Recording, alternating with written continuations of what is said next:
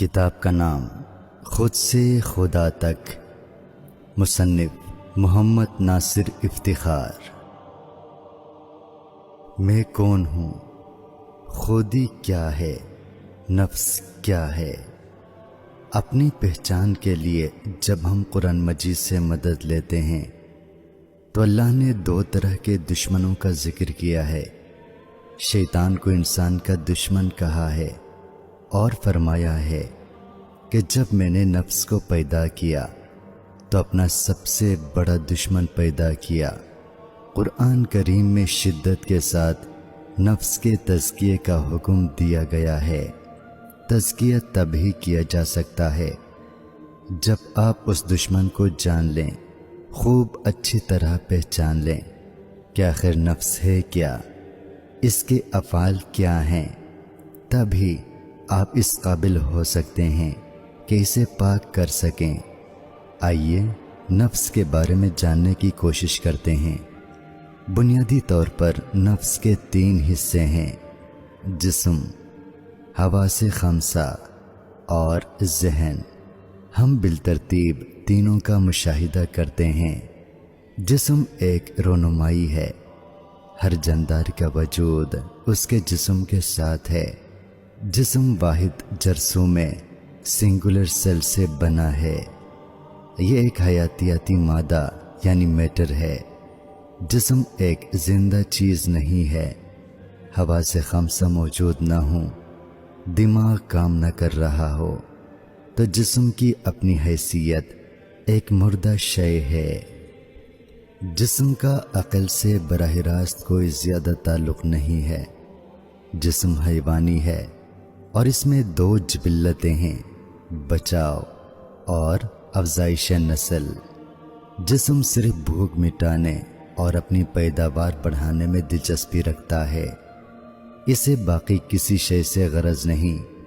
گو کہ انسانی جسم اپنی بناوٹ اور نفاست کے اعتبار سے تمام حیوانی اجسام میں اعلیٰ وجود رکھتا ہے، لیکن پھر بھی یہ ایک اٹل حقیقت ہے کہ بنیادی طور پر حیوان اور انسان کے جسم میں حیاتیاتی اعتبار سے کوئی زیادہ فرق موجود نہیں۔ زندگی اس کی سرشت ہے، یہ بذات خود زندگی ہے۔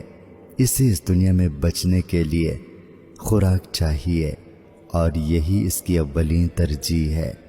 بھوک مٹانے کے بعد یہ خود کو ابدی کرنا چاہتا ہے، لازوال ہونا چاہتا ہے۔ اس کے لیے اس کے پاس صرف یہی ایک راستہ بچتا ہے کہ وہ اپنی نسل کو جنسی عمل سے آگے بڑھائے۔ اس کے لیے یہ کسی لذت کا طلبگار نہیں، لذت جسم کا نہیں، ذہن کا مسئلہ ہے۔ اسے تو صرف خود کو آگے بڑھانا ہے، آرگنزم کو ڈیلیور کرنا ہے تاکہ زندگی قائم رکھ سکے۔ یہی اس کی عقل ہے اور اتنا ہی اس کا مقدر۔ یہ مٹی سے بنا ہے۔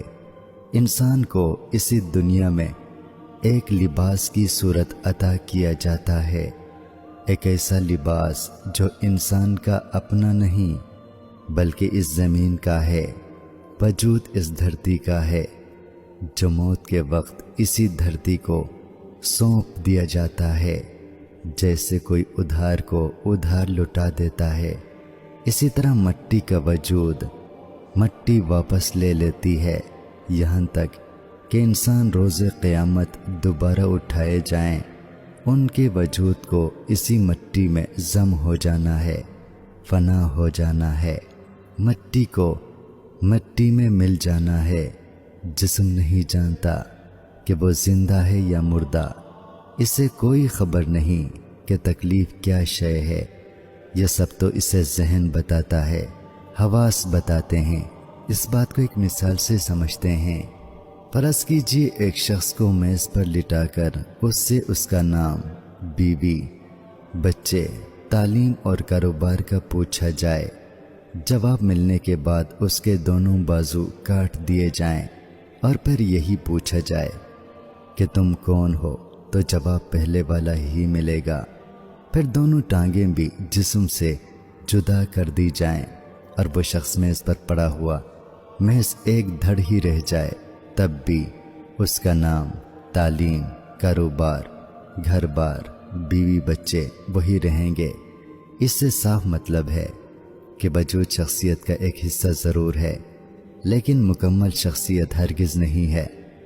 پھر وہ کون ہے جو جسم سے ماورا ہے؟ یہ صرف جسم کا وہ تعارف ہے جو تزکیہ نفس کے لیے انسان کو درکار ہے، وگرنہ جسم اللہ رب العزت کی حسین ترین تخلیق ہے۔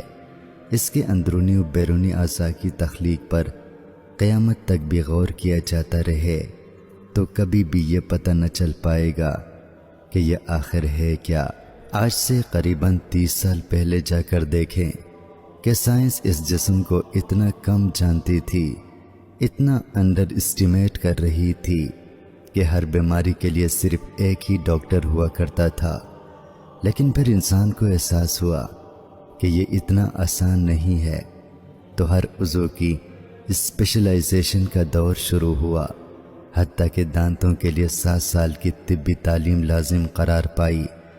جتنا اندر اترتے چلے جاتے ہیں اتنا ہی راز الجھتا چلا جاتا ہے، حتیٰ کہ بات کلوننگ سے بڑھ کر میوٹیشن تک جا پہنچی ہے۔ جسم کو تا قیامت پڑھا جاتا رہے گا۔ اس طرح حواس کی اپنی ایک الگ دنیا ہے جس کے اپنے اسرار ہیں اور اپنے کمالات۔ حواس بنیادی طور پر 5 ہوتے ہیں، یعنی دیکھنا، سننا، چکھنا، سونگھنا اور محسوس کرنا۔ یہ جسم کے لیے سینسرز کا کام انجام دیتے ہیں، معلومات اکٹھی کرتے ہیں اور دماغ کو پہنچاتے ہیں۔ ان کا اصل کام جسم اور ذہن سے مل کر خواہش کو جنم دینا ہے۔ اس پر آگے بات ہوگی۔ حواس کو کام کرنے کے لیے مخصوص اعضاء دیے گئے ہیں۔ بصارت آنکھ کو کیمرے کی طرح استعمال کرتی ہے، سماعت کانوں کے ساتھ جڑی ہے، چکھنے کی حس زبان میں ہے، سونگھنے کے لیے ناک استعمال ہو رہی ہے اور چھونے کی حس پورے وجود کے پور میں سمائی ہوئی ہے۔ واضح رہے کہ یہ تعریف طبی نقطہ نگاہ سے نہیں کی گئی، کیونکہ اللہ ایک تخلیق سے ہزاروں لاکھوں مقاصد حاصل کرتا ہے۔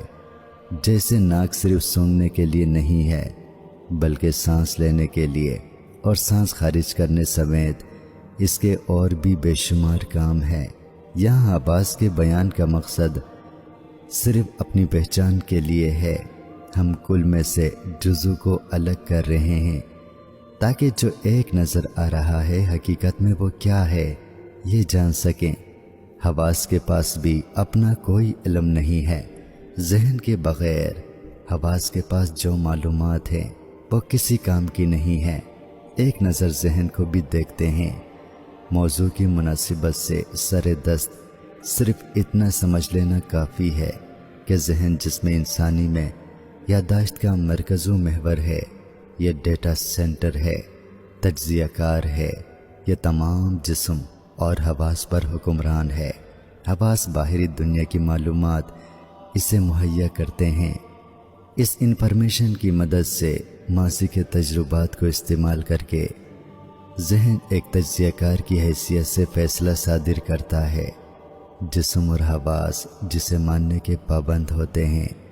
یہ جان لینا ضروری ہے کہ ذہن اور دماغ دونوں الگ ہیں مگر ایک دوسرے سے جڑے ہوئے۔ جیسے جسم مادی اور روح غیر مادی ہے، اسی طرح دماغ مادی اور ذہن غیر مادی ہے۔ دماغ اعصابی نظام اور بہت سے دوسرے خلیہ سے مل کر بنا ہے، جس کو دیکھا جا سکتا ہے، چھوا جا سکتا ہے، جبکہ ذہن غیر مادی ہے، یہ سوچ کا نام ہے۔ ذہن دماغ کے ذریعے تمام جسم انسانی سے جڑا ہوا ہے۔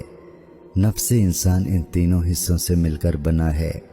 جسم، حواس اور ذہن، یہ تینوں ایک دوسرے کے بغیر بیکار ہیں۔ کسی ایک کی دوسرے کے بغیر کوئی حیثیت نہیں۔ اگر اس سوال پر گہرائی سے غور کیا جائے کہ میں کون ہوں تو انسان ورطہ حیرت میں گم ہو جاتا ہے۔ کیا میں جسم ہوں؟ کیا میں احساس ہوں؟ क्या मैं ज़हन हूँ।